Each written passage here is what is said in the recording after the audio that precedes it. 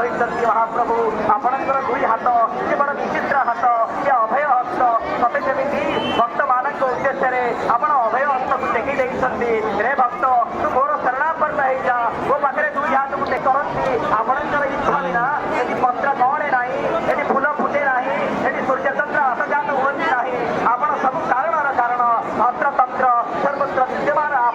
ଆପଣଙ୍କ ବିନା ଜୀବନ ଗତି ନାହିଁ ମୁକ୍ତି ନାହିଁ ସେଇଥିପାଇଁ ତ ଭକ୍ତମାନେ ଏପର୍ଯ୍ୟନ୍ତ ଅପେକ୍ଷା କରିଥିଲେ